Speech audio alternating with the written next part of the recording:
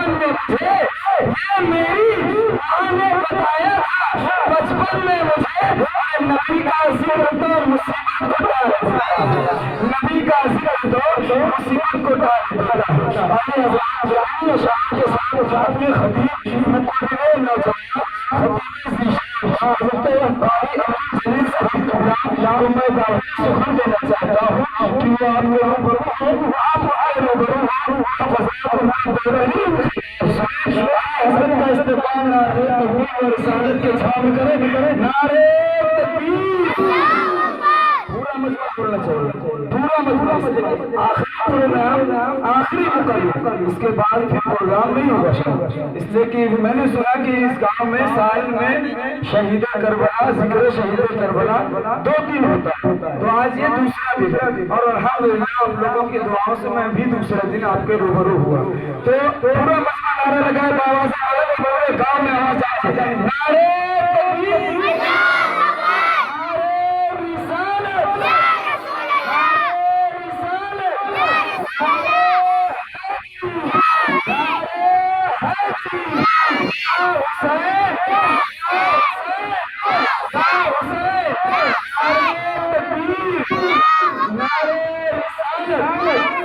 سوال یہ نہیں کہ نیزے پہ سر گیا کیسے، صاحب خصوصی توجہ آپ کی، سوال یہ نہیں کہ نیزے پہ سر گیا کیسے، اور سوال یہ ہے کہ تلاوت ہو کر گیا کیسے، سوال یہ نہیں کہ نیزے پہ سر گیا کیسے، سوال یہ ہے کہ تلاوت ہو کر گیا کیسے، سوال یہ نہیں کہ نیزے پہ سر گیا کیسے، سوال یہ ہے کہ تلاوت ہو گیا کیسے، اور جس حرملہ کو بہادر سمجھ رہا تھا یزید، جس حرملہ کو بہادر سمجھ رہا تھا یزید، ارے وہ 6 ماہ کے بچے سے ڈر گیا تھا۔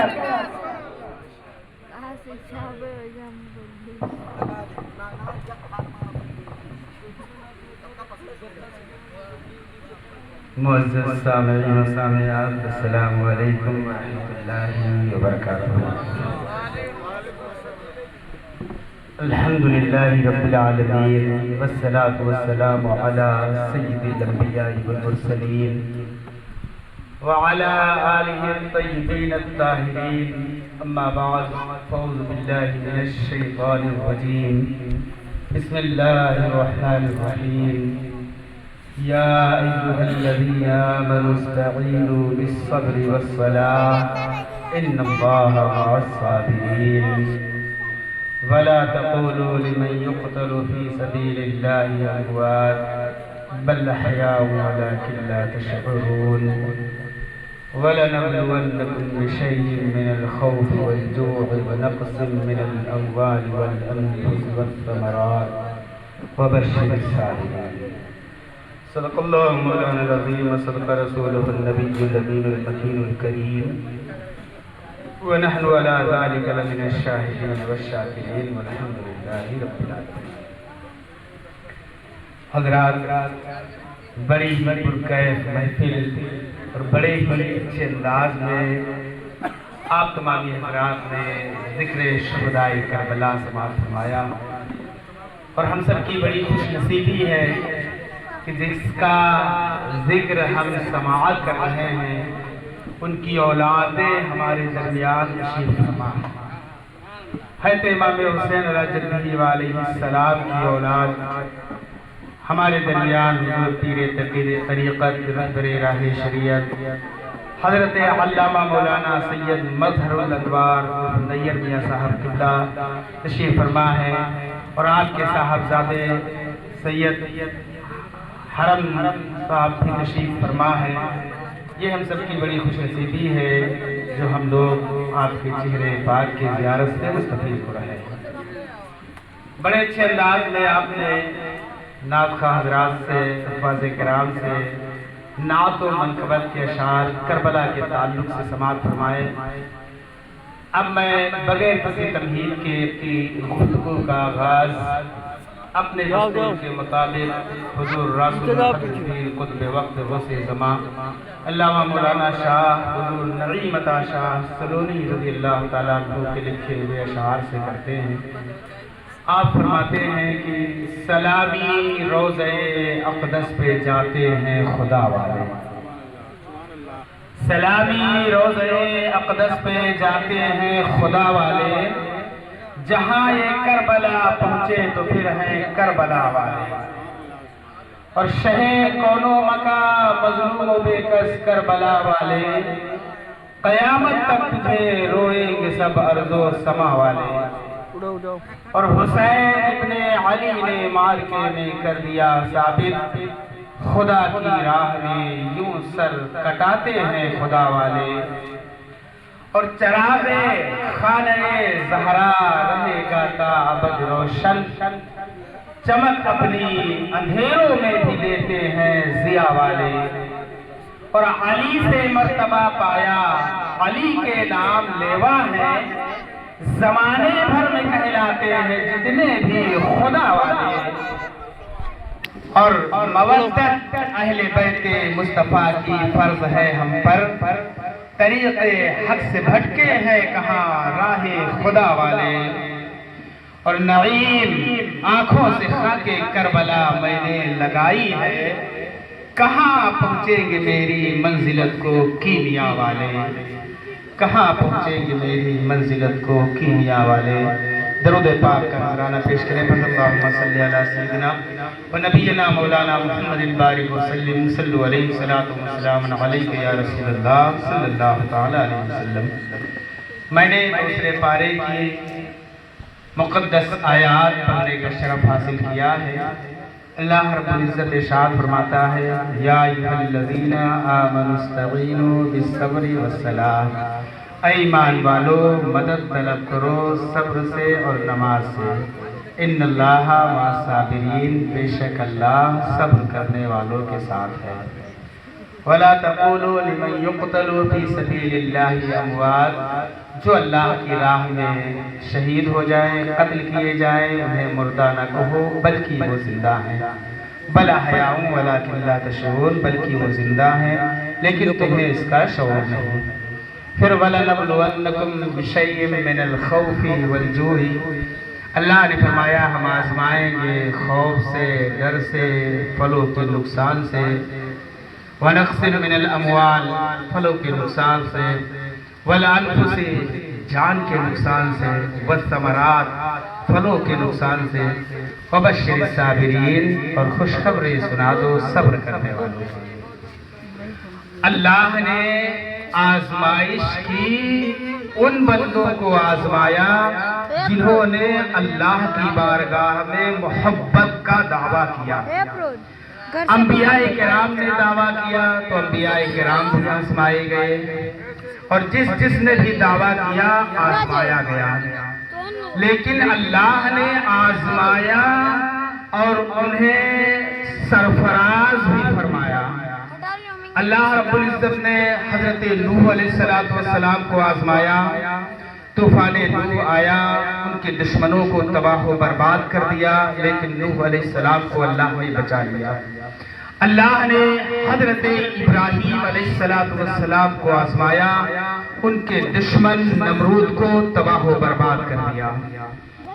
اللہ نے موسیٰ علیہ السلام کو آزمایا اور انہیں بچایا، ان کے دشمن فرعونیوں کو تہو بالا کر دیا۔ اللہ نے عیسیٰ علیہ السلام کو آزمایا اور انہیں بچایا بھی، ان کے دشمن تباہ و برباد ہوئے۔ اللہ نے اپنے حبیب مکرم نبی مکرم صلی اللہ تعالی علیہ وسلم کو بھی آزمایا، ان کے دشمن بھی ذلیل و خوار ہوئے۔ اللہ نے قربانی بھی مانگی اسماعیل ذبیح اللہ کی، لیکن ان کے بدلے میں میڈھا ذبح ہو گیا، اللہ نے انہیں بچا لیا اور ذبیح اللہ کے خطاب سے بھی نواز دیا۔ لیکن کربلا کے میدان میں اللہ نے حضرت امام حسین علی جدہ علیہ السلام کو آزمایا، گھر بار چھوڑا امام حسین نے، مال امام حسین نے سفر کی صعوبتیں برداشت کی، مدینہ پاک سے مکہ معظمہ کا سفر اور مکہ معظمہ سے کربلا معلیٰ کا سفر، یہ تمام صعوبتیں برداشت کی، آزمائش میں پورے اترے، اللہ نے آزمایا۔ پھر کربلا کے میدان میں حضرت امام حسین نے جانوں کی قربانیاں پیش کی، اپنے بھتیجوں کو، اپنے بھانجوں کو، اپنے بھائیوں کو، سب کو قربان کیا اور اپنی جان کا نذرانہ بھی پیش کیا۔ اب اللہ نے سارے نبیوں کو آزمایا اور انہیں بچا لیا۔ ابراہیم خلیل اللہ کو اپنا دوست بھی بنا لیا، اسماعیل کو ذبیح اللہ کا خطاب بھی دے دیا، سب کو آزما کر کے سب کو بتایا۔ لیکن کربلا کے میدان میں اللہ نے امام حسین کو آزمایا اور ان کی قربانی بھی قبول کر لی۔ آخر اس کے پیچھے فلسفہ کیا ہے؟ علماء فرماتے ہیں اللہ نے نوح علیہ السلام کو بچایا لیکن نوح علیہ السلام کے دین کو منسوخ کر دیا۔ اللہ نے موسیٰ علیہ السلام کو بچایا، دین موسوی کو منسوخ کر دیا۔ اللہ نے عیسیٰ علیہ السلام کو بچایا اور دین عیسوی کو منسوخ کر دیا۔ ہاں، اور نبیوں کا وہی دین بچا جسے محمد رسول اللہ نے باقی رکھا۔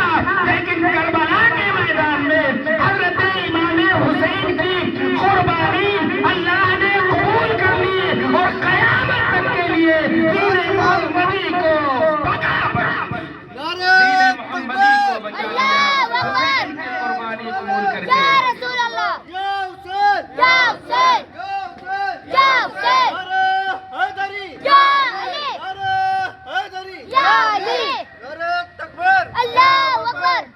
آپ علماء سے سنتے ہیں کہ امام حسین نے دین بچایا، تو امام حسین علیہ السلام نے اپنی جان کا، اپنے مال کا، اپنے جانوں کا، بچوں کی قربانی دے کر کے دین کو بچایا۔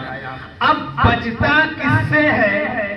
صدر اسلام کا پودا لگایا رسول مختار صلی اللہ علیہ وسلم نے۔ اب بدبختوں نے اس صدر اسلام کو گرانا چاہا، اس صدر اسلام کو تباہ و برباد کرنا چاہا۔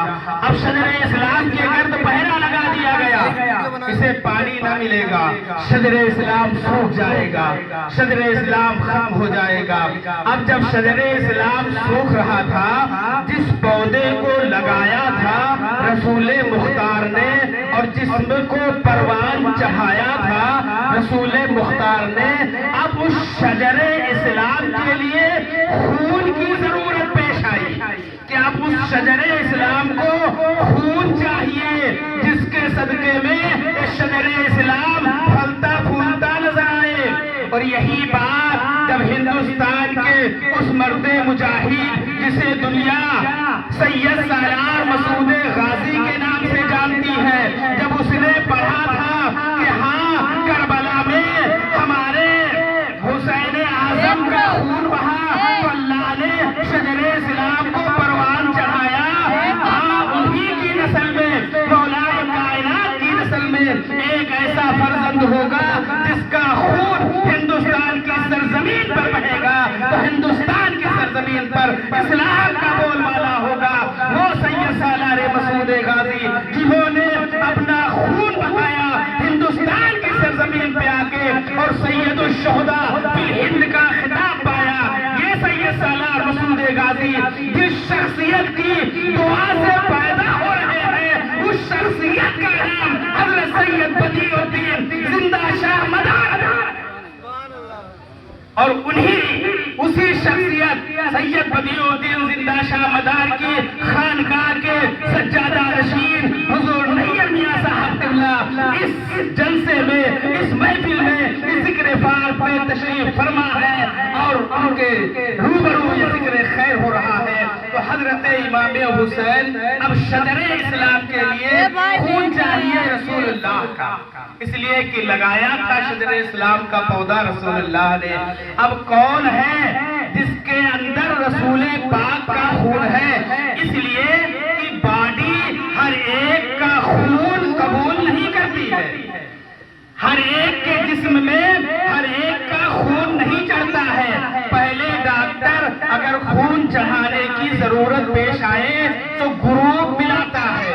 اگر خون کا گروپ مل جائے تب وہ خون جا کر کے باڈی میں چڑھتا ہے.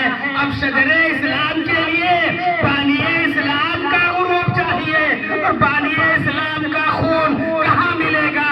تو وہی ملے گا جو نبی کا خون ہے، نبی کا نور ہے. حضرت امام حسین علیہ علیہ السلام اور ان کی نسل ہی ہے جن کے اندر نبی کا خون ہے. اب شجر اسلام کے لیے خون کی ضرورت تھی. امام پاک کربلا جا کر کے اپنا بھی خون دے رہے ہیں، اپنے بچوں کا خون دے رہے ہیں اور فرما رہے ہیں نانا ہمارے خون سے شجر اسلام آبیار ہوگا. اور ایسا بچایا ہے اسلام امام حسین نے کہ اب قیامت تک کوئی بھی اسلام کو مٹا نہیں سکتا. اب دعویٰ تو کرنے والوں نے بڑے بڑے دعوے کر دیے. لوگوں نے خدا ہونے کا بھی دعویٰ کر دیا، لوگوں نے نبی ہونے کا بھی دعویٰ کر دیا، اور لوگوں نے دین بچانے کا بھی دعویٰ کر دیا. لیکن دعوے کرنے والے، خدائی کا دعویٰ کرنے والے بھی جھوٹے نکلے، نبوت کا دعویٰ کرنے والے بھی جھوٹے نکلے. دین بچانے کا دعویٰ جس نے کیا وہ جھوٹا نکلا، اس لیے کہ نبوت کا دعویٰ کر دینا تو آسان تھا، خدائی کا دعویٰ کر دینا تو آسان تھا، لیکن دین بچانے کا دعویٰ کرنا آسان نہیں ہے. اس دعوے کے لیے دلیل چاہیے، اور دلیل کیا ہے کہ دین بچانے کے لیے بچوں کو قربان کرنا پڑتا ہے، دین بچانے کے لیے بھائیوں کو قربان کرنا پڑتا ہے، دین بچانے کے لیے اپنی جان کا نذرانہ پیش کرنا پڑتا ہے. اس لیے لوگوں نے نبی ہونے کا دعویٰ کیا، خدا ہونے کا دعویٰ کیا، لیکن حسین ہونے کا دعویٰ کوئی نہ کر سکا اور نہ قیامت تک کر سکے گا. اب حسین نے دین بچا لیا ہے، اب قیامت تک جو بھی آئے گا وہ دین پھیلانے آئے گا، دین بچانے نہیں آئے گا. دین بچا کے حسین چلے گئے. اب دین بچانے نہیں آئے گا کوئی، دین پھیلانے آئے گا.